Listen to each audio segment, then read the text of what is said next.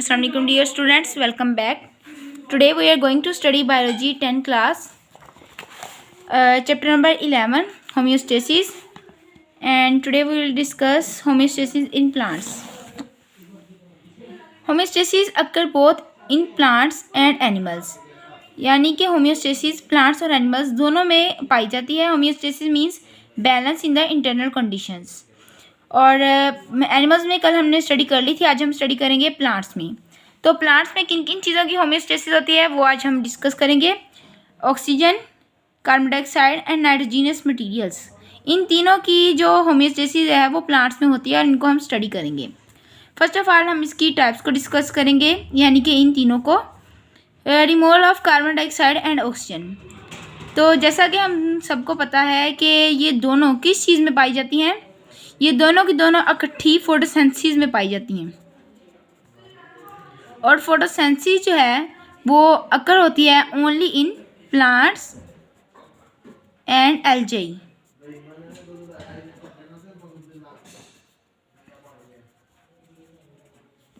और दूसरा हम स्टडी करेंगे रिमूवल ऑफ वाटर. तो first of all removal of carbon dioxide and oxygen. जैसा कि हमने पहले बता दिया कि ये दोनों इकट्ठी पाई जाती हैं इन फोटोसिंथेसिस. और दूसरा हम देखेंगे रिमूवल इनका क्यों, क्योंकि फोटोसिंथेसिस में तो ये दोनों यूज़ हो जाती हैं, लेकिन फिर इनका रिमूवल क्यों. रिमूवल से मुराद ये है कि हमने कार्बन डाइऑक्साइड और वाटर ऑक्सीजन दोनों को हमने रिमूव नहीं करना सारा का सारा, बल्कि हमने जो extra amount of carbon dioxide और वाटर ऑक्सीजन है उसको रिमूव करना है. तो फर्स्ट ऑफ ऑल हम देखेंगे रिमूवल ऑफ कार्बन डाइऑक्साइड. इसके भी दो टाइप्स हैं, इन डे टाइम और एट नाइट. तो पहले हम पढ़ेंगे at day time. At day time the carbon dioxide produce during cellular respiration. दिन के वक्त जो कार्बन डाइऑक्साइड प्रोड्यूस होती है किस प्रोसेस में, सेलुलर रिस्पायरेशन में, जिसका मतलब है कि intake of oxygen and removal of carbon dioxide. और ये होती है इन ह्यूमंस में, यानी कि ह्यूमन बींग्स में ये सेलुलर रिस्पायरेशन अकर होती है. Is utilized in photosynthesis and hence it is not a surplus product, waste product. यानी कि जो फोटोसिंथेसिस में दिन के वक्त जो कार्बन डाइऑक्साइड प्रोड्यूस होती है सेलुलर रिस्पायरेशन में, वो फोटोसिंथेसिस में यूज़ हो जाती है और इसलिए ये वेस्ट प्रोडक्ट नहीं है.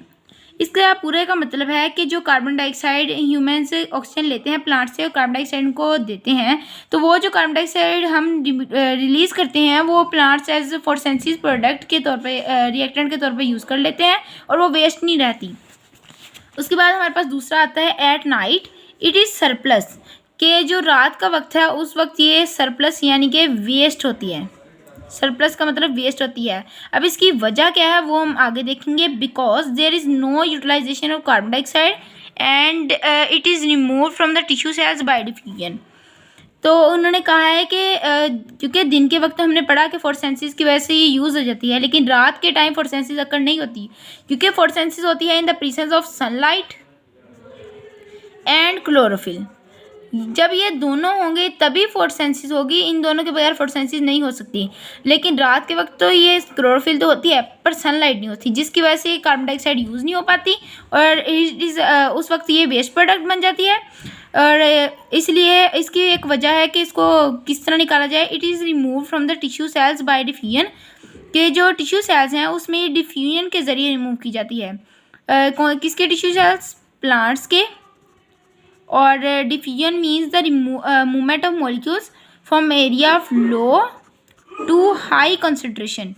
के मॉलिक्यूल्स की movement from area of low to high concentration, यानी कि लो कंसनट्रेशन किस में है, प्लांट्स में, to high concentration carbon dioxide की ज़्यादा कंसनट्रेशन होगी वो एयर में होगी और प्लांट्स में जो होगी वो कम होगी. तो इस वजह से प्लांट्स से जो कार्बन डाइऑक्साइड होती है वो एयर में रिमूव हो जाती है बाय टिश्यू सेल्स, जो प्लांट्स के टिश्यूज़ होते हैं उनमें से. और इसके अब देखेंगे डिफरेंट वेज के किस किस तरीके से रिमूव हो सकती है. In leaves and young stems it is removed through stomata. जो लीव्स होते हैं, पत्ते, और यंग स्टेम जो अभी नन्हे से जड़ें होते उसकी स्टेम्स होती हैं, तने होते हैं, उससे ये स्टोमेटा के ज़रिए रिमूव होती है. और हम आगे जाके देखेंगे स्टोमेटा क्या होता है. उसके बाद in young roots it diffuse through general root surface specially through root hairs. जो यंग रूट्स होते हैं, जो कि जवान जो जड़ें होती हैं, पौधे की जो जड़ें होती हैं नीचे, उनमें ये बाय रिमूव होती हैं, किससे ये डिफ्यूज़ हो जाती हैं थ्रू जनरल रूट सरफेस, यानी कि जो रूट सरफेस जो होती हैं, जो इस तरह की जड़ें होती हैं, उनके जो नीचे वाली जो स्पोर्स कह लें आप, उनमें से ये रिमूव हो जाती है, बाहर की तरफ एयर में रिमूव हो जाती है, इसलिए इसको डिफ्यूज़ कह रहे हैं कि ये डिफ्यूज़ हो जाती है in the air. Removal of oxygen, oxygen is produced in mesophyll cells only during day time. उन्होंने कहा है कि जो ऑक्सीजन है वो सिर्फ डे टाइम पे प्रोड्यूस होती है, किसमें, इन मेसोफिल सेल्स में, कि जो प्लांट्स के मेसोफिल सेल्स होते हैं उनमें ऑक्सीजन सिर्फ डे टाइम प्रोड्यूस होती है as a by product of photosynthesis. किस वजह से, बाय प्रोडक्ट यानी कि जिसकी हमें ज़रूरत नहीं होती पर वो प्रोड्यूस हो जाता है। प्लांट्स को ज़रूरत नहीं होती पर ह्यूमन्स को ज़रूरत होती है उसकी। फोटोसिंथेसिस यानी कि जो प्लांट्स को जो जहाँ से फूड मिलता है उस प्रोसेस को कहते हैं फोटोसिंथेसिस, और इस प्रोसेस में दिन के वक्त ऑक्सीजन प्रोड्यूस होती है। After its utilization cellular respiration जो है वो ह्यूमन्स में होती है। जब इसकी यूटिलाइजेशन हो जाती है यानी कि ये यूज़ हो जाता है in cellular respiration, the mesophyll cells remove extra amount of oxygen through stomata. जो मेसोफिल सेल्स होते हैं वो एक्स्ट्रा ऑक्सीजन को, ये नहीं कहा कि सारी ऑक्सीजन को, एक्स्ट्रा ऑक्सीजन को रिमूव कर देते हैं थ्रू स्टोमेटा। जैसे कि पहले बताया कि स्टोमेटा का आगे पढ़ेंगे तो मैं उसकी डेफिनेशन लिखवा देती हूँ। Stomata are the small pores, जो स्टोमेटा हैं वो स्मॉल पोर्स हैं on the epidermis of the leaf. Epidermis यानी कि outer layer of leaf, through which gases exchange occur, जिसके ज़रिए जो गैसेस एक्सचेंज है यानी कि कार्बन डाइऑक्साइड और ऑक्सीजन में एक्सचेंज होता है, इस प्रोसेस को कहते हैं स्टोमेटा। स्टोमेटा नहीं कहते इसको, इस प्रोसेस को कहते हैं गैसियस एक्सचेंज, और ये अकर होता है स्टोमेटा पे। जैसे कि फ़र्ज़ कर लें ये एक लीव है, इसके ऊपर जो स्मॉल पोर्स हैं जिसकी जिसकी वजह से गैसेस एक्सचेंज अकर होते हैं उनको कहते हैं स्टोमेटा।